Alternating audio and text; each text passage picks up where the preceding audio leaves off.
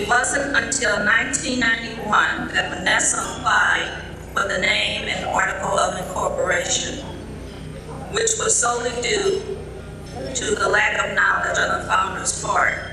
Mannasah learned he needed board members, so he placed the we then who are here today and the Bates without their permission on the board. His reason was that he respected them and they represented what responsible men should be to their families and communities. Mannasah faced a setback due to a parole violation, which was finally released from prison in 1996 of February. However, it was there he saw the vision of giving items away to the needy. He also learned more about what a 501c3 could do for Mannasah ministry. Every day, he was working on Mannasah ministry. His dedication caused problems with some friends, and even now, the divorce of his wife. When he came home, his son Neil was growing, and his younger daughter Delilah was in need of school uniforms. He contacted St. Vincent, and they donated $300 to his need. Well, that was the beginning of the school uniform program. Every program was birthed from his family that God gave him. The new clothes came from his son Neil. Long before Mannasah was finally made a partner with the Health Relationship Initiative, Mannasah was teaching classes in prison. The women inmates in prison fellowship was birthed from his ex-wife, dealing with the lack of support system many families are without. When a loved one leaves, the home is out of their lives. X-Man was given to the founder one day in the downtown library while his children were getting books. The library became a home for him until he was able to get his own computer. Well, God spoke and told him what to call this event you are currently attending. What God didn't tell him was the real purpose. The purpose of X-Man is to acknowledge the work ex-offenders have done in their communities and give scholarships to children with loved ones incarcerated. Mannasah Ministry was the first organization founded by an ex-offender to give scholarships to children in elementary schools. X-Man seeks to enlist ex-offenders as it moves forward with starting a resource book for the work ex-offenders provide, as well as their businesses. Mannasah future goals are to employ ex-offenders, establish businesses, purchase property to house the programs of Mannasah Ministry, take X-Man around the country, teach leadership classes to men and women returning from prisons. There is much more to say, but time doesn't permit.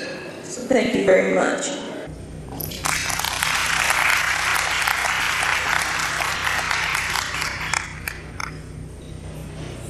Thank you, Sister Witherspoon. We'd also like to acknowledge the band in my hands. My name is Minister Larry Howard. I'm an ex-offender. One thing I said I'll never go back to prison. And yet I go back every first Saturday, second and fourth Sunday, and Thursdays to minister to the guys in prison. The reason being because someone ministered to me. And I'm giving back. We often tell we don't call them inmates, but residents. We often tell them they don't have to come back here. And they enjoy the ministry and the fellowship that we bring. And quite frankly, I'm looking for some help. Richard and I is the only one that goes through the prison, both in Illinois and Missouri. And we minister to inmates, tell them, don't be making these phone calls. Costing it's a charge on this end. And then when you call it, they're asking for $20. So don't do that. We wanted to give them stamps, but unable to do that, but we encourage them to write. And it's good that they write, because you can read a letter over and over and over again, and conversation can go on and on. But with a phone call, we try to discourage them to do that. But we want to thank you all for supporting Manasseh, which is a cause to forget. Remember that. God has given us a reason to forget our setback. But was it really a setback? I think it was a push forward. So we go on in life doing things we think we know that is right. And sometimes those things can get us in trouble. But when it do, we have to pay a price. But do we really pay the price? There are some ex-offenders out there now that's not even incarcerated. They're offending their families, their loved ones, by not being who they're supposed to be. You know, integrity and honesty are two character traits that every man, I believe, should carry or should have. I do believe that. Because God put him here for a reason. In fact, he put all of us here for a reason. And once we find out what that reason is, it's to help somebody. You're not living for yourself. Know that. But with the prison ministry, like I said, I'm looking for volunteers. I can train them, or we can train them and get them certified, government inspected, where they can go into prisons and talk to the people that are there and let them know that they don't have to be there. I mean, there's a better way. And our team never give up. We should never give up on anyone. Never. Because with God, he can make a way. In fact, he can make a way out of no way. How many know that? Okay, well, I know that. And I'm telling you, he can do it. He done it for me. I left prison with $22. Right now, I got a home, almost paid for a car, truck, and the fact that the home he gave me had a swimming pool. I didn't ask for that, but he threw that in. God can do it, and he done it for me. And I know he can do it for those that are in prison. And we go there to encourage them that they can make it if they only try. So with that, I'm going to leave it and ask anyone interested. You can see me after the event, and I can give you the skinny or the lowdown, what we call it, on what we're doing and how we're doing it. I want to say amen, but will somebody say it with me? Amen. All right, thank you very much.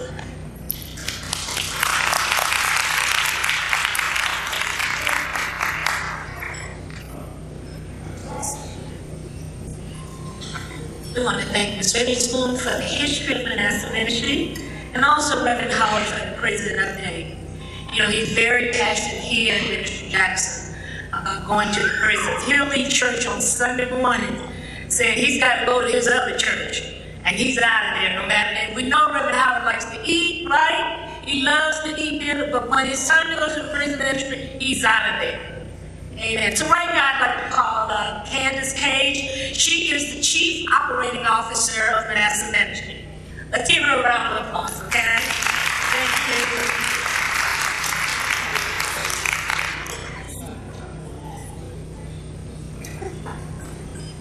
Once again, we would like to thank everyone for coming out to our fundraiser tonight. At this time, we will have a speaker, Miss Pastor Casey Long, who will be speaking on our theme tonight, Never Give Up.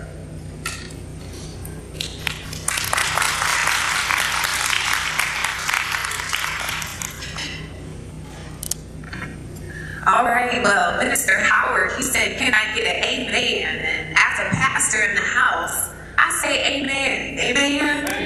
God is good, and it's a pleasure to be here with you all this evening.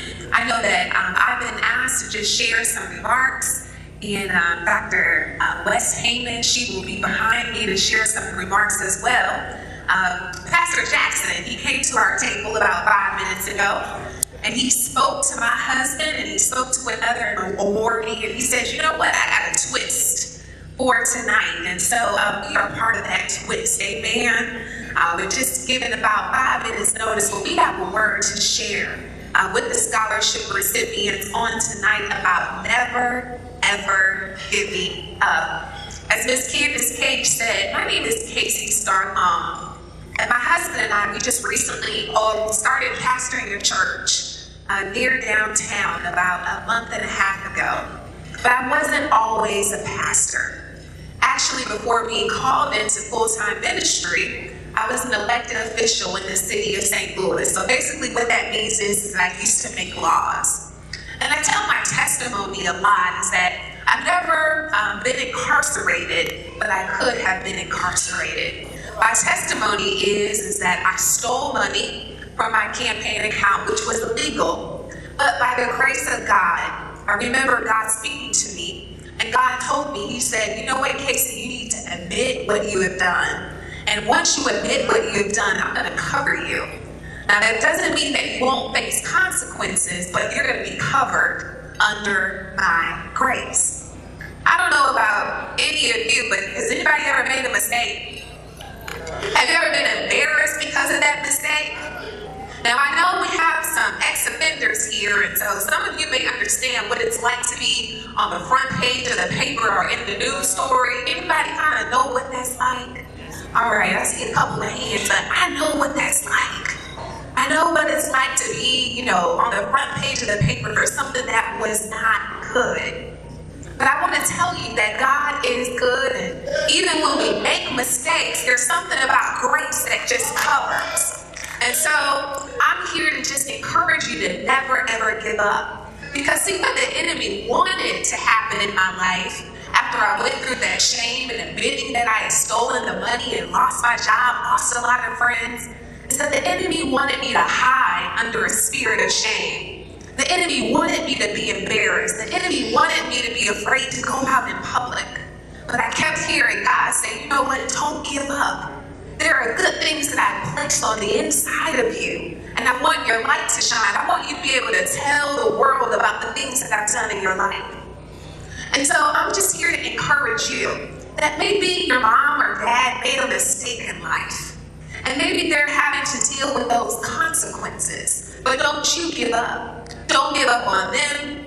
And don't you give up with the goals and the desires that you have in life. I'll tell you a quick story. So when I was about the age of 10, I really wanted to learn how to do a cartwheel. Any kids in here know how to do a cartwheel? I really wanted to learn how to do a cartwheel, but I couldn't. And I was on a cheerleading team. My brother, he used to play football, and so the girls would cheer. And one of the requirements to be on this cheerleading team was that we had to learn how to do a cartwheel. So I always tried to do this cartwheel, but I would always land on my head, or I just couldn't get my legs to go all the way over. But I had a goal. I was going to learn how to do this cartwheel. So day after day, I practiced. Sometimes I landed on my arm. Sometimes I landed on the side of my head. But I kept at it. I kept practicing. I would not give up. And sometimes I think my coaches, they almost kind of gave up on me. They'd be like, oh, I don't know if she could ever do that cartwheel. But there was something on the inside. I said, I want to know how to do this cartwheel. So I kept working at it every day. And so that's a lesson. They get you a goal. So maybe you don't want to learn how to do a cartwheel, but maybe you want to join the honor roll. Or maybe you want to sign up for AP classes, which is advanced placement classes when you go to high school. Maybe you want to go to a specific college when you get older. Maybe you want to write a book. I met a young boy who was 9 years old. He says he wants to be an author. Maybe those are some goals, but whatever you do, be persistent. Work at it. Give your very best. Regardless what people may say, regardless if people believe in you or not, because sometimes some people may not see what your goal is, but you keep working at it and you never give up. One of my favorite scriptures. Now, I'm going to close with one of my favorite scriptures, and this is the Apostle Paul. The Apostle Paul, he was like a pastor that helped train other pastors. But what he said is, I forget all of the things that are behind me, and I press toward the mark. That means that the Apostle Paul, he said all the stuff in the past. I stole that money. Yeah, I was on the front page of the paper. Yeah, I was embarrassed a couple of years ago. But that's that's behind me. Now God has called me to do some new things, right? God has called me to let my light shine and tell the world about him. So I'm pressing toward the mark to the high calling of Jesus Christ. So yeah, your parents might be in prison. Yeah, they might have made some mistakes, but you keep pressing forward and never give up. Amen? Amen. God bless you.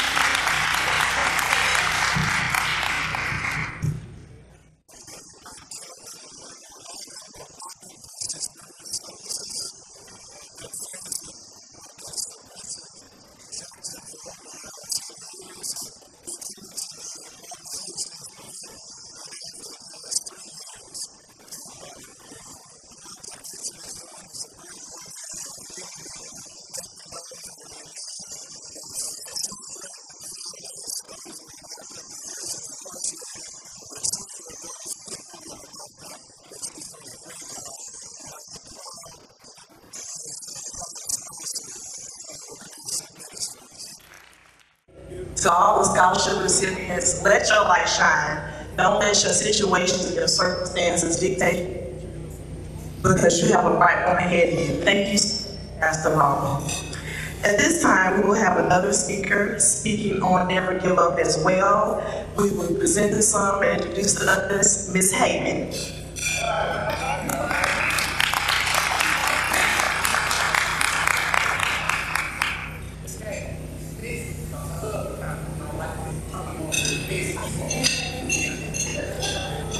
Hello, everyone. My name is Sharon West Haven, and I'm the wife of Dennis Haven. And as Casey alluded to, I'm a doctor. I am a clinical psychologist. So my full-time job is the director of mental health services. So coming on the heels of Casey, she ended with pressing toward the mark. And so I want to begin with Philippians 4:8, which is think on these things. See, my whole day, everything is focused on thinking on these things. Think on whatever is lovely, whatever is of a good report, whatever is of a sound mind, whatever will move you from where you are. Think on these things. I want you to just think where you want to go. I want you to think about what you want to achieve. I want you to wrap your mind around whatever things that are lovely, with things that are of a good report. Think on these things, because our mind is so powerful. It will either hold us back or push us forward. So we have to, on purpose, think on these things. We can't let this create an atmosphere and move us. We have to move the atmosphere. And then that's how we will move forward. That's how we will never, ever give up. I like to think about this farmer. He had a mule, and this mule fell into this well. He fell into the well, and the farmer got all of his friends to come and try to help him get his mule out. They tried and they tried, and they couldn't get him out. So the farmer said, well, I'll just plug up the hole, kill the poor little old mule. So he started tossing dirt in on the mule. And every time he scooped a scoopful of dirt onto the mule, he would shake it off and step up. And he would step on it. So every time he would scoop it in and push it into the hole, he would shake it off and step on it.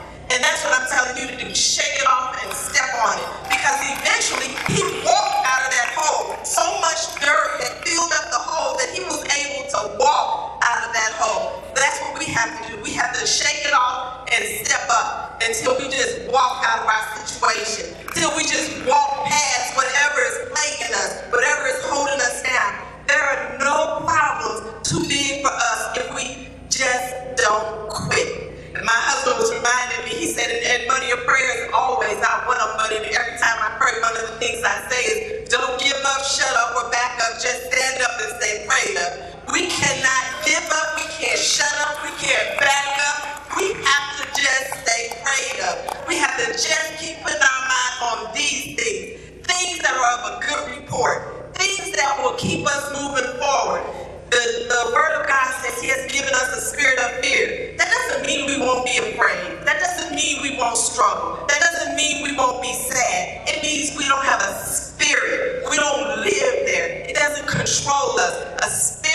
controls us. So don't let me that you don't get afraid, that you're not going to be fearful. God gave us fear. Fear is real.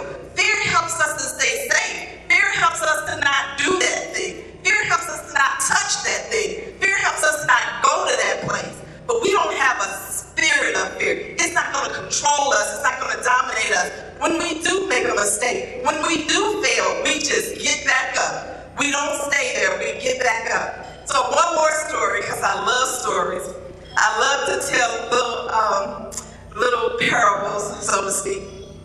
So this one man, little boy, he wanted his new, let me flip it around. The mother wanted the little boy to like her. She had just got married to her husband, and he came with a son. And she wanted him to like her, but he did not like her. No matter what she did, no matter how she tried, he did not like her. He would not warm up to her. So she went to this, it was an African proverb, so she went to this sort of like a witch doctor. And she said, I want my son to like me. I want him to fall in love with me. And so the witch doctor said, what you need is the whisker from a lion. You need to bring me back the whisker of a lion. And I'm going to put it in a potion and give it to your son to drink. And he's going to love you when you bring me back the whisker of a lion. And she said, how in the world am I going to get the whisker of a lion? It's impossible to get the whisker of a lion. The witch doctor said, I don't know. It's up to you. I need this whisker. So she goes and she finds the den of a lion. And she sits there day after day, looking at the lion, studying the lion, focused on the lion. And then she went and got a stake, and she put it so far from the lion.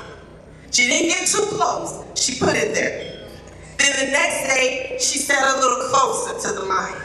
She didn't talk. She didn't move. She just let the lion eat. Then the next day, she put it a little closer. And then she let the lion smell her. And she didn't move. She sat there. Then the next day, ever so patiently, she sat a little closer and let the lion smell her. And then, while the lion was eating, she plucked the whisker and she took it back to the witch doctor. And she gave it to her. She said, now make the potion. She said, you have made the potion. Everything you learned from studying the lion, you need to do that. Study your son. Sit quietly. Be patient. Don't pressure him. So those very things, you had it within you all along. There is no such potion. And that's what's within us. To study what we want to do. To be patient. To be gentle. To inch ever so closely to what we want to do. And so we have that within us. So I challenge you to whatever it is you want to do, study it. Be patient. Just move closer and step by step, inch by inch. Don't try to rush that thing. We can pluck the whisker out of the lion if we just take our time, study our craft, and we'll do it. So be blessed, be encouraged, don't ever give up. Just keep pressing toward the mark in Jesus' name. Amen.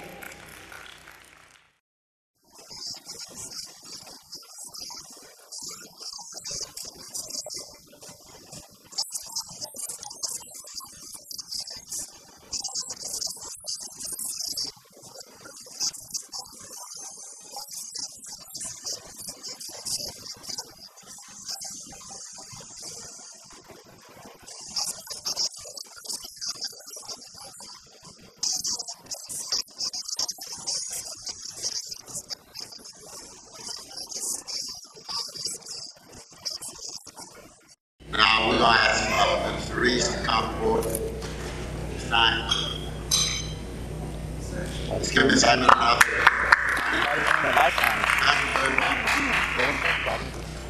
I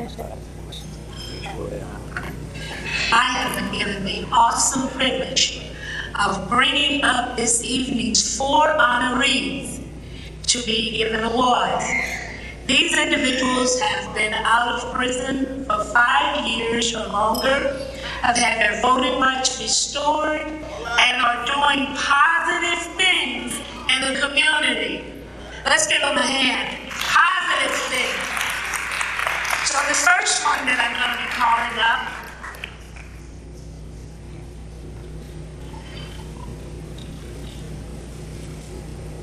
is going to be for Mr. Stanley Barnes.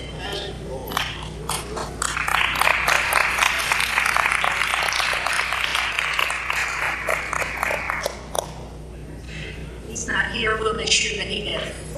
Stanley Barnes.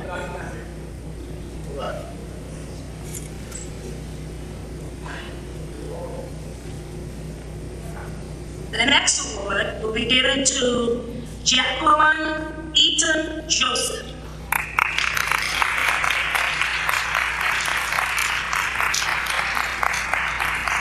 They said the Academy Awards. Come on now.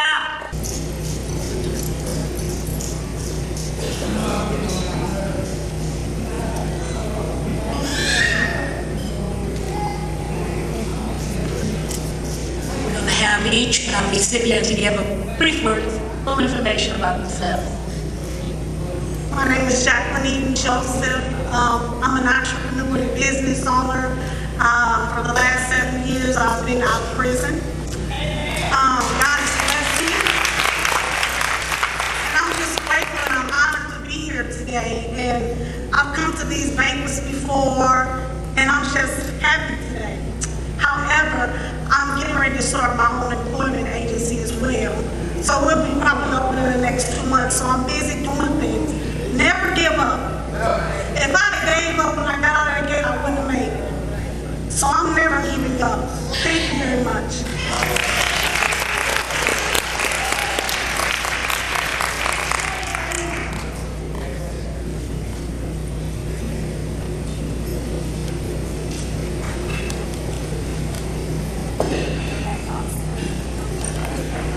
Pastor Alfred Long Sr.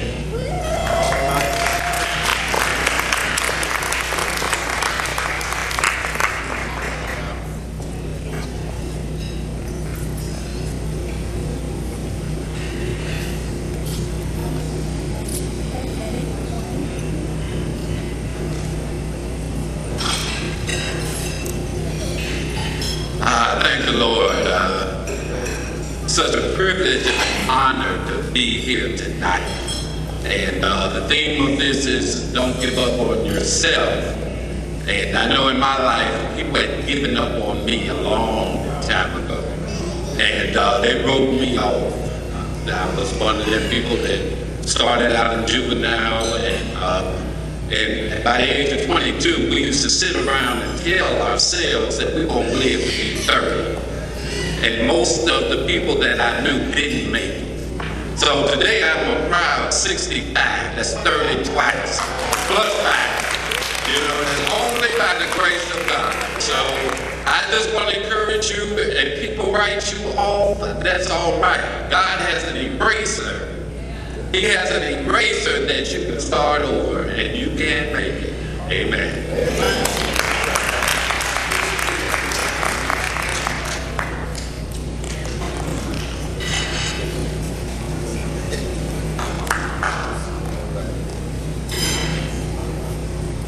Elder Dennis Heyman.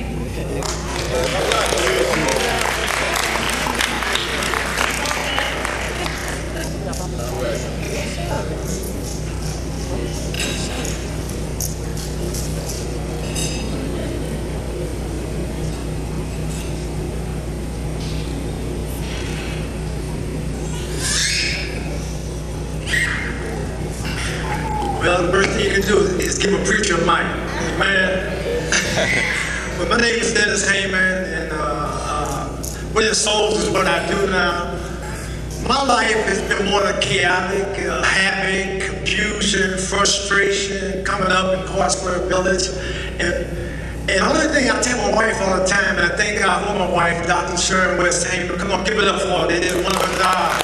Pastor Casey, one of her jobs. But anyway, I always tell the only thing I want is some peace in my life, some love in my life, because that's what had escaped me growing up in my life. And so I went to prison at an early age of 26, and in December, I followed Pastor Long. I'll be 65 as well. Now, I know I don't look like it. Come on, help me out.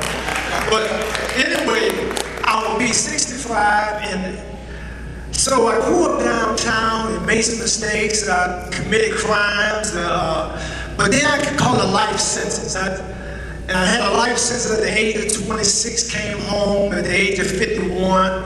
And in the process of that, I did 25 years straight, no chase. And whatever I put my hands to, I don't know how to let go. I'm a finisher, and that's what I do. And so even in prison, I did 12 years my way, had a Frank Sinatra spirit on me, I did it my way. And then I did the last 13 years with Jesus Christ, amen? I turned my life over to Christ, began to pastor the churches in prison, in Pacific Prison. And then, but in the process of that 25 years and not giving up, staying with the thing, I had 9 setbacks. Kept believing God, kept trusting God, and God I could see. But I knew one day, I said, God, you got to let me out. I said, I want to see my mother, I want to see my children, I want to see my grandchildren. And God, you know where I'm at. And then one time after the last setback, I told God, if you never let me out, I'm not going to quit. I'm going to serve you with everything that's inside of me. I said, I just died in prison like Paul, but I'm not going anywhere. I'm going to stay the course. And what God did, the doors bust wide open. Because I put it all on the line. And sometimes you have to put it all on the line to succeed. You got to, hey, don't turn back. Blow the bridge of retreat up. I'm not going back. I'm not looking back. I'm pressing toward the mark. That might be the name for the night. Pressing toward the mark of the prize and the high calling in Christ Jesus. And that's what we need to do. So young people, all that you do, I came to understand one thing in my life with my mother. As a matter of fact, today is her birthday. Been dead 2 years. Today is her birthday. God bless her. And I know I'm in the right place today because when I found out in life, when I look back at the women in my life and everything I did, the friends I brought home, and she told me don't mess with her, leave that girl alone. You're going to get her pregnant. You're going to do this here and all of that. And when I look over my life and look back over the conversations with my mother has never been wrong. She has always been right. Because women have a bit or sixth sense, common sense, but I believe God gave women something special.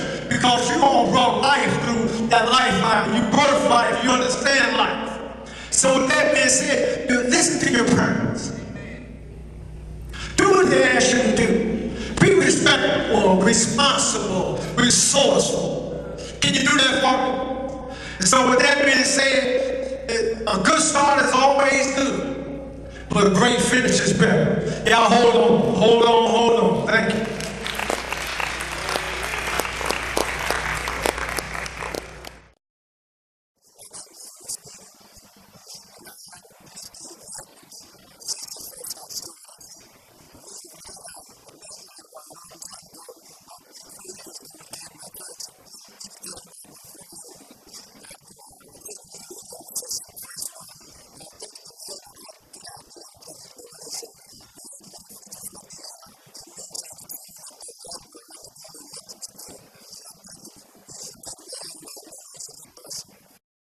So now we've come to the special part of the program where we are going to present our recipients for the scholarship fundraiser. But before I get started, I would like to thank Howard Sullivan of Father Support, the #1 program, and as well as Pastor Jack for believing in me, because working with these families, the mothers and their children, this was all idea that I put on paper. And when I presented it, they believed and had the confidence in me that I could get it done. So I would like to thank them for the opportunity. So we're going to get right into the scholarship. The first recipient we have is Mr. Adrian Shea, and his mother is Stacy Runyon.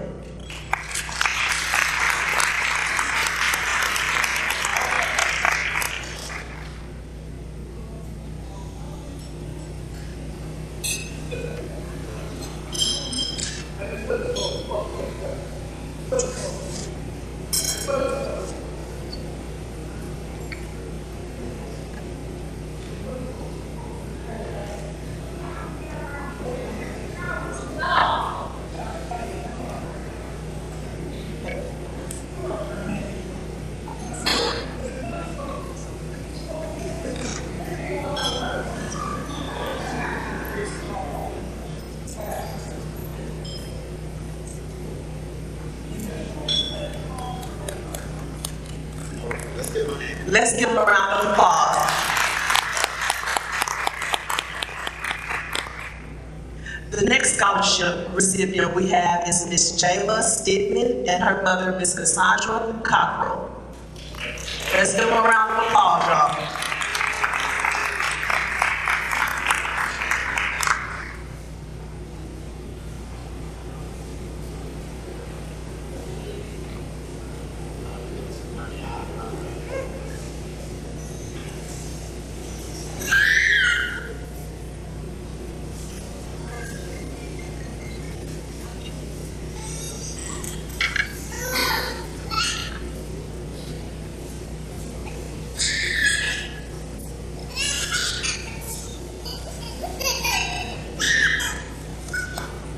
Thank you so much. Give them a hand.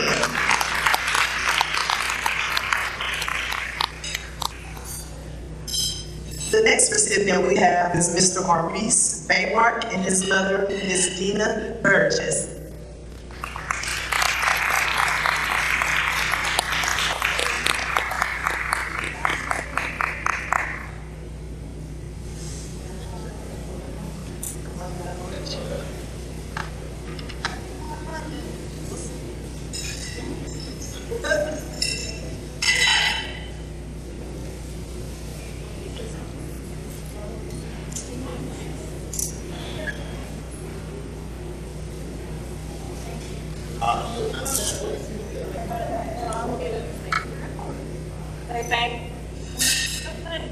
Thanks. Let's give them a round of applause.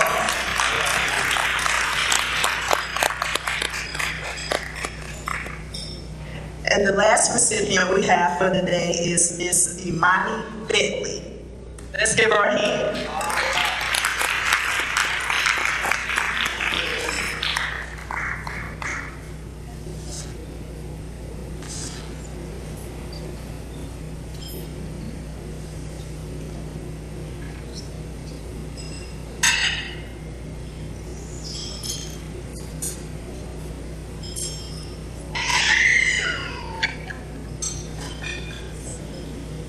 Thank you so much.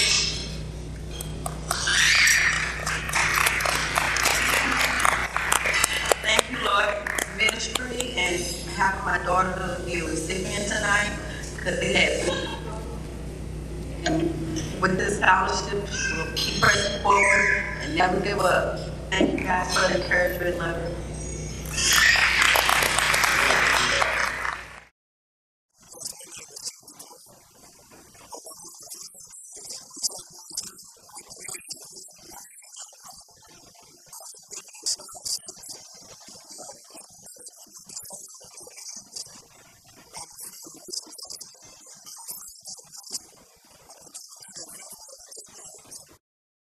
Children with parents in prison, they have it hard.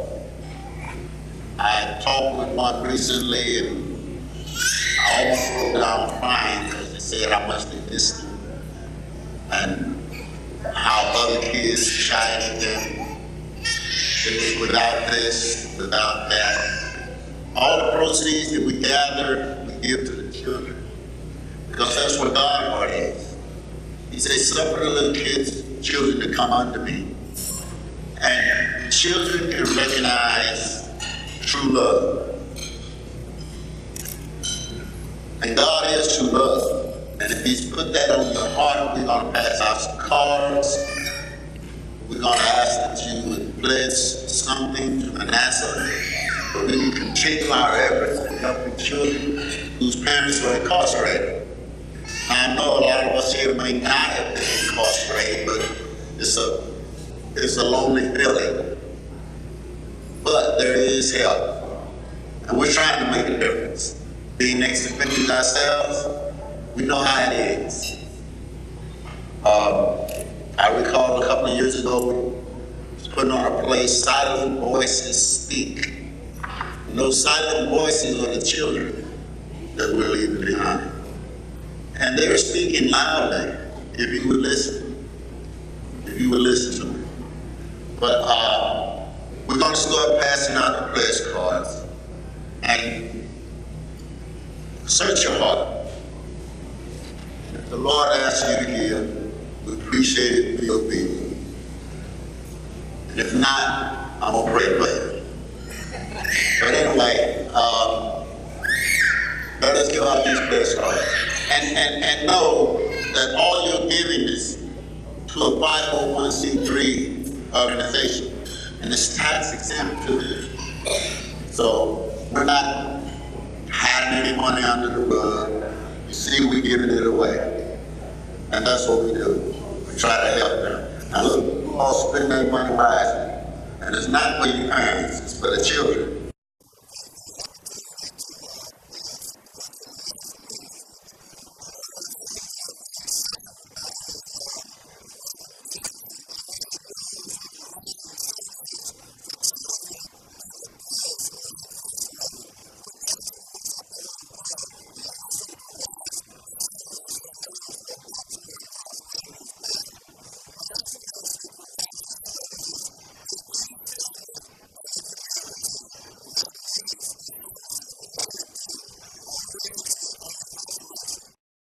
I just want everybody to please give a round of applause for Reverend Richard Jackson.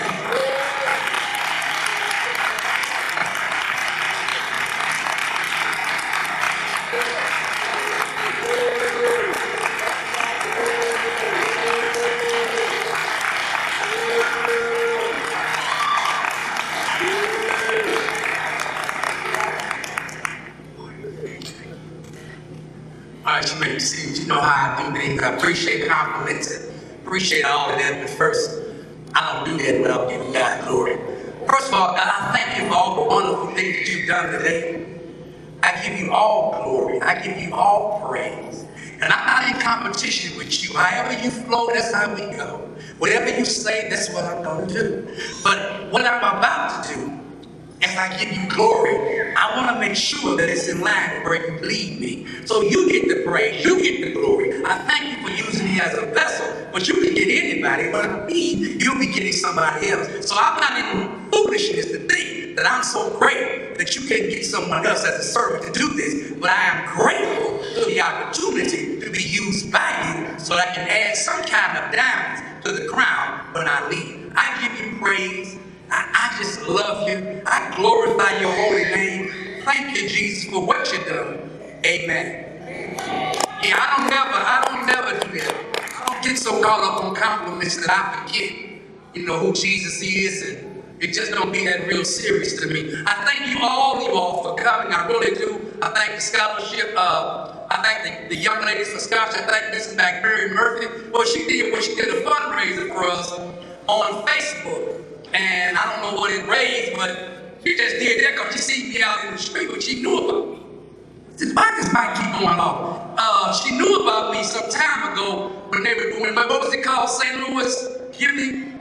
Right. And I'm like, all these people get money, but we did get $100. So I thank God for her. I thank God for coming. I thank God for the honorees that came. I thank you for the sponsor. Thank you for the board members. I thank you for those. If you're a board member in any capacity, could you please stand so they can see who you are in any capacity? That would be you, Mr. Clark. Thank you, Jesus. Can you stand in the place of Mr. Price? Reggie, can you stand? Thank you very much. Why does it keep going up? Okay. All right. Thank you. Amen. Did y'all enjoy yourself? Was the food good? God be the glory. Amen. So we were so glad to have Dr. Long and Dr. Hankman speak that I knew that they were going to give you something encouragement, because I don't care what you're going through. It doesn't matter. If you gotta go and you set on that goal, it doesn't matter. The Houston Astros should have showed you that. Down 3-1 or 3-2, whatever it was, they had a goal. Their goal was not to go to the World Series and look. Their goal was not to say we sat on the bench and look. Their goal was to go in the World Series, participate, and win. Now, whether they win is not my thing. The point is, they had a goal. And they never gave up. Regardless of what you're going through, you have to look at the reality of the end result. That if it takes me that long to get there, it doesn't matter. Because what I want, I'm going to get. You gotta believe that. So the sacrifice is inevitable. You have to make the sacrifice if you want to get where you want to go. So if you're going to college, and I'm praying you do. You want to be able to understand. You can't stay up all night, and what that young man might be saying, or that young lady might be saying, really ain't important to your future. Because it's a lot of young ladies and a lot of young men, many of them in the city, you can get that. Amen? Y'all not saying very much. Y'all want to go home. Food must have been real good. It must have been real good. This mic, it must have been real good. Once again, we thank the band and we thank Apostle Barker for telling us about a good band. Was the food good? Is Miss Burton still in the house? She gone? Okay. This is the time to bless people. And I can't bless them because I have to make sure that God is leading me where He leads me. So I just can't give things to people without God leading me. The Mary B. Williams Award, I'll talk a little bit about this, but it came from a young lady that was telling me about Jesus. And my mind wasn't on Jesus. So, I mean, some of you all probably went to church and met your wife, and that's what your mind was on. My mind was on the fact that the one looked good, wearing that skirt, and that's how my mind was with. So she went to a church that was in the ground. I followed along to the ground, because the skirt looked good to look at, and I got some witnesses in the house that will tell you I'm not lying. Am I right about it? So that's why my mind was there. So I had a misunderstanding of who Jesus was. But she spent enough time with me for me to get an understanding of what Jesus was about. And I finally got that relationship with him. Let me slow down. I was looking, is Miss Cynthia Brown here? Cynthia Brown didn't come. Okay. All right, I see what you're doing now. The Mary B. Williams Award is going to a person who does a lot in the community, a whole lot, and doesn't believe in allowing themselves to be self-gratified. They do what they do because this is what they do. As a protester, you might see me on television, you might see me out there. I believe in protesting, but not from the perspective that some protest. I believe that it's necessary for you to get a real understanding about justice. And if you can't talk about social justice as a man and woman of God, that's a problem. Because social justice for black people don't look the same as it does for other people. And that's real talk. It ain't got nothing to do with Jesus. It's got everything to do with a system that is designed to make sure that Afro-American males are defeated and that their women and their children are separated. That is the bottom line truth. You can't fix it up no better than that because it can't get fixed up no better than that. Because that's the real truth. Now, with that being said, and it has been said, I still believe that you should protest with dignity. I still believe you should protest with an understanding that if you work for God, you can't call police all those kinds of crazy names, throw paint on them. They're human beings. You wouldn't do that if you was one-on-one with them. You only do that because you got a crowd of people behind you. Well, I can't do that because the God I serve don't have me hating white folks, don't have me hating you or me. It has me dealing with the spirit of that individual, not the flesh in which they happen to be bringing forth. You understand what I'm saying? Why would you read the Bible where it tells you that you're not wrestling against flesh, and yet you keep on wanting to wrestle with it? So I don't wrestle with flesh, but this particular person works for the police department, lives a righteous life, is out there on the field, and does exactly what some police officers will not do, and that is confront their colleagues when they're out putting dope on people, when they're setting people up. See, some of y'all probably don't believe that they do that kind of stuff. That's because you ain't lived this life. They do it. They do it. If I was a drug dealer and they couldn't catch me with no drugs that day, they would give me a case. And as loud as my mouth is, they probably give me 2 or 3 cases because that's what they would do to me. He's like, no, we got something for you. You ain't going to the penitentiary. You're going to live in the penitentiary. Because they got people out there that actually think that if you don't catch them right, it's all right for you to do them any kind of way. Well, this particular lady and their organization, they don't live like that. What's wrong? Are you here? Mr. Well, okay, like I know it was. So is this ain't her. No, okay, you Mr. Moore. You Sergeant Love. Okay, we move. You right in the middle, you had a good time, they're ready to give it to you in a few minutes. So, a lot of you all have this understanding about police officers in here that most police officers set people up, go out to kill people. Well, there are police officers who don't like that. I don't know about you, when I was growing up, we used to have conversations with bullies. I remember when I was young, I'm gonna tell this story now because she's in here. It's this young lady I like, and she's my first girlfriend, really. And I couldn't whoop this dude. I couldn't whoop him because I was scared to fight him because he was a boxer. So she happened to be up in the window, and this is what she said: "Get him, Richie, get him, Richie." And so that's all I needed. I got him real good. We don't believe in bullies. And we don't believe in, and my sister was watching it too, we don't believe in, these officers don't believe that it's right for you to continue to take a check and you doing people wrong. So Manasseh Ministry award goes to Miss Heather Taylor, and this is the award. Miss Kate, I wish you was still up here, but you're not. She's not up here. Yeah, I want you to read